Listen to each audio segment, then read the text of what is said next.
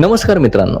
एक माणूस इतका यशस्वी होतो की जिवंत असतानाच त्याचं म्युझियम उभारलं जातं. आपण आलो आहोत जगप्रसिद्ध फुटबॉल प्लेयर क्रिस्टियानो रोनाल्डोच्या म्युझियम मध्ये. मित्रांनो, कोस्टा फोर्तुना या शिपवर काम करत असताना मला अशी प्रेक्षणीय ठिकाणे बघायला मिळतात. तर हा आहे माझा मित्र गंपा.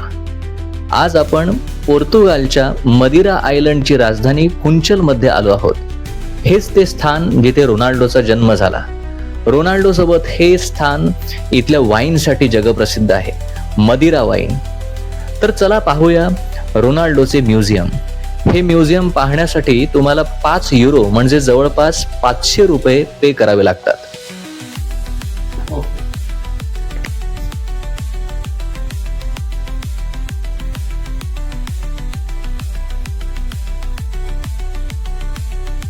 मित्रांनो, तुम्हाला रोनाल्डो बद्दलची एक फॅक्ट माहित आहे का? आपल्याला फक्त रोनाल्डोचं यश दिसतं, परंतु त्याचा संघर्ष खूप मोठा आहे.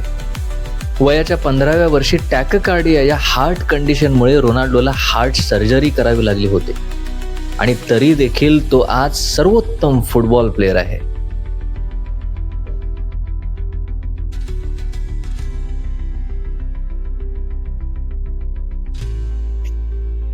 या संग्रहालयाला CR7 असं देखील म्हणतात.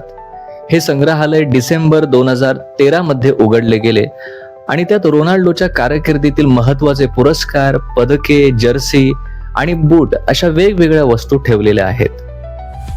तर या संग्रहालयाचे मालक आहेत रोनाल्डोचे बंधू ह्युगो एव्हिरो, आणि हा त्यांचा एक कौटुंबिक उपक्रम आहे.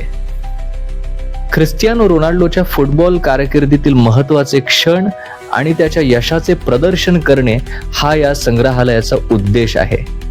तर ज्यांना रोनाल्डोची कारकीर्द आणि त्याचे यश जवळून पाहायचे आहे, जे लोक त्याचे फॅन आहेत, त्यांनी या संग्रहालयाला आवर्जून भेट द्यावी.